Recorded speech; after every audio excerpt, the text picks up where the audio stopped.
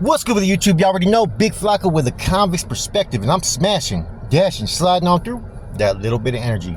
Please hit the like, subscribe, comment, do all those things to help support this channel, and hit that bell notification for future fire content.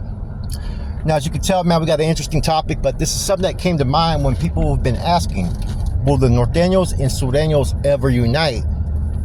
Now, I'm going to touch on that in the near future, right? But I thought, let's go through a different direction on a topic that's never been brought up before. Will the Upstate Surenos, Upstate Southsiders, ever break away from the Surenos? Will they ever become their own entity? Now, I've been giving this some thought. And with all the end-all hostilities and things that are being promoted and advocated and discussed, right? One common theme I've been hearing is a lot of people from up north have been like, you know, we're okay with the Southsiders from traditionally down south, but we're not okay with the Upstaters.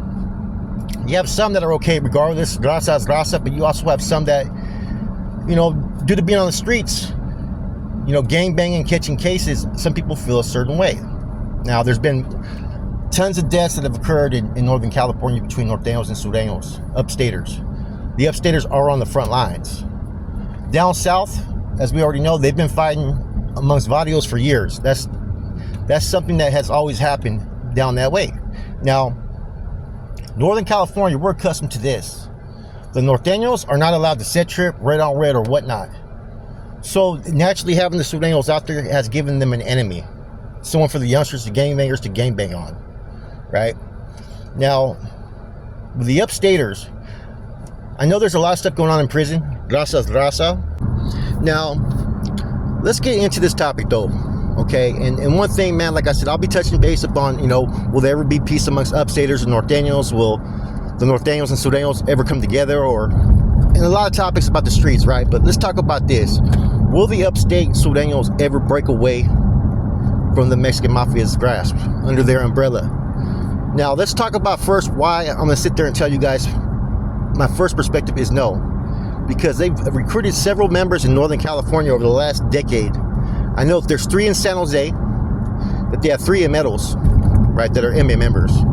That right there allows them to basically penetrate these Sureño neighborhoods and have someone who's attached to the MA. Therefore, it gives them a control mechanism, right? Now, they've recruited other members in other places, Richmond, Modesto, and you know, all kinds of other locations, as well as they've had some members that have been from California up north for a long time. Now, that right there gives them enough control that certain individuals have people in place to go over there and get at people and maintain order. Now, the only potential I see for the Upstaters to ever become their own entity like the Bulldogs did was there'd have to be some type of disturbance, conflict within one of its members, right? They fall out of graces, they get hit, and everybody's mad. And, you know, they allow an uprising movement to occur. Or number 2, if abuses start to happen out there in the streets and people get tired of it, and the wrong person who has a lot of pull or clout within their neighborhood starts to rebel. Only then could I see them becoming their own entity. Because they've already given themselves their own title already. Upstate Surenos, or Upstate Southsiders. And pretty much that right there to me kind of builds a little bit of separation. You know, you hear it all the time, the fellas from upstate. You're already separating yourself. And, you know, just like Southsiders in general don't look at Southsiders from other states as true Southsiders from time to time, and that's not no disrespect. Some do and some don't, though. There's some people who harbor animosity to individuals that aren't traditionally from Southern California, who feel that they haven't earned their stripes or really a part of this, and that they're clout chasing or they're basically trying to claim the fame, right? Now, that right there is what can always give birth to any type of movement, is when you take a stance against what one does. Look how the MS-13 has started to go on its own in the system, the ones that are in other locations that are out of state. You gotta remember, Sureños are everywhere. They're throughout all 48 lower states almost, right? Pretty much they're everywhere. So you're gonna have people hitting the system. So, like I said, it's I don't think it will ever happen, but does it have the potential? Yes, it does, man. Like, I don't think anybody thought the Bulldogs were going to break off. But if you mistreat any of your people, if someone gets deemed for political reasons, any type of incidents, right, that happens amongst maybe some fucking carnales or even amongst regular Southsiders on the streets or in prison, there's always potential for people to give up an uprising, to rebel, right? Because that type of behavior and attitude is what builds superiority.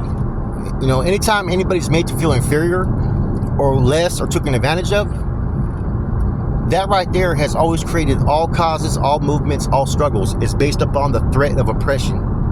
And if you start to separate yourself because you're traditionally from down south and you're from up north as an upstater, and you already have this distinction of separation, and one side is getting more favored, then man, there's always potential. I mean, there's a lot of dudes that are in the state system that are from upstate, and they remember 25 years ago when they were first hitting the system as an upstater, you know, they weren't always recognized everywhere they went. Let's just keep it 100.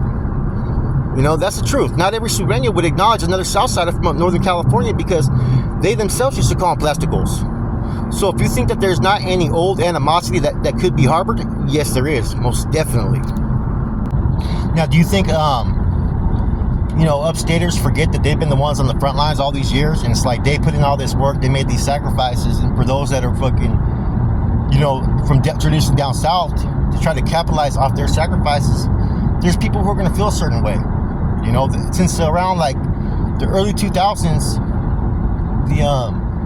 the big homies from down south took a very strong interest in what was going on upstate, as far as recruitment, making changes, making sure that they fell under the bandera of the Trece, the MA, basically. You know what I mean? As before, you know, like I said, there was individuals that came down south and established things, but there was also homegrown Sureño neighborhoods that just gave birth because of the conditions, environments that they lived in.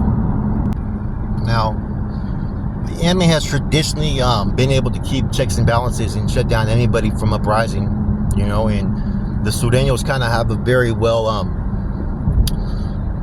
orchestrated program that they've built for them, to where they don't tolerate gossip, and they don't tolerate those that make waves. They just deal with it. They got that type of reach, and they don't have a voice at times. So therefore, it's a little bit easier to control their movements, the management, and so forth. And these are things that people don't take into consideration when they discuss the upstaters. That, you know, a lot of times the upstaters for so long were looked down upon by the individuals who were from down south. You know, they don't face Norteños on a day-to-day basis to where there's fucking a hatred for them everywhere they went, and they were so outnumbered. A lot of them had to make sacrifices as well. You know, just like the Bulldogs are kind of recognized a little bit for trying to, you know, be on their own, regardless of the numbers. The same thing could be said about the upstaters and how they were able to establish themselves up north. So of course you want to be fucking respected and acknowledged for what's happened. Yes, there was a lot of dudes who fucking cowered it out back then from upstate. We know that. The Norteños it was predominant. But the ones that were the fucking, I'm gonna say the forefathers from upstate, they had to sacrifice just to be fucking recognized, man. You know, and we've said this many times. Northern California, the Norteños kind of dropped the ball on it.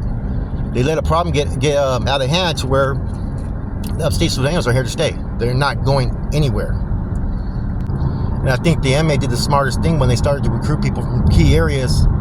Therefore, they have a control mechanism in place. Now, they have to, because look at how the MS-13 has pretty much branched off into its own as far as the national system. You know? And so the MA's always been good at fucking nipping their problems in the butt before they become a problem. Look what they did with SSG. They shut that shit down quick. You know? And I can see the same being said of upstate.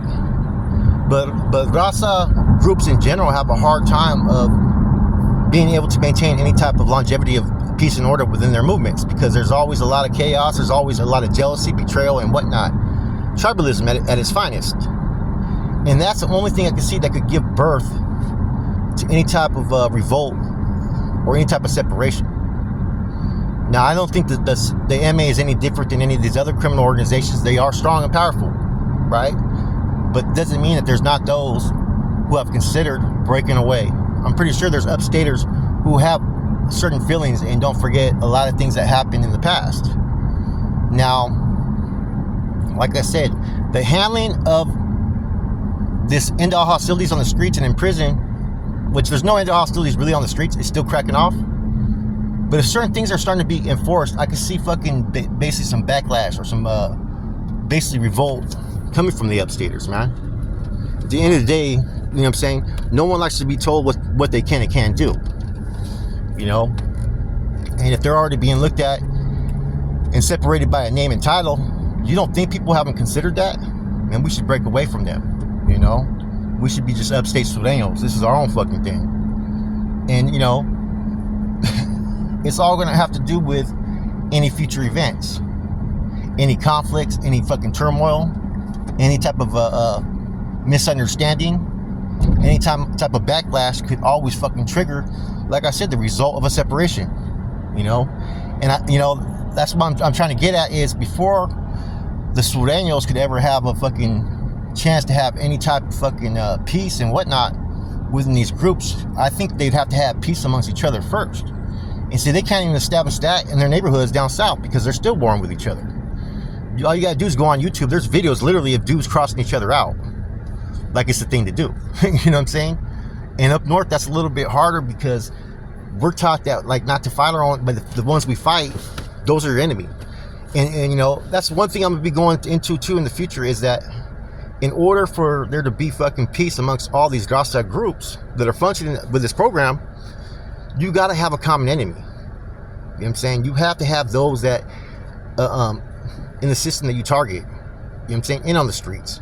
And as long as you have those targets, right, and that threat from other fucking groups is when you could bring unity within your people. And see, that's what always kept Norteños and Sureños united, was the war amongst each other. As long as there were warring factions, certain things had to be put in place. And if that threat is ever eliminated, where you have all the Rasta groups under one, like I'm trying to get off base a little bit, but this is something that we're going to be talking about, then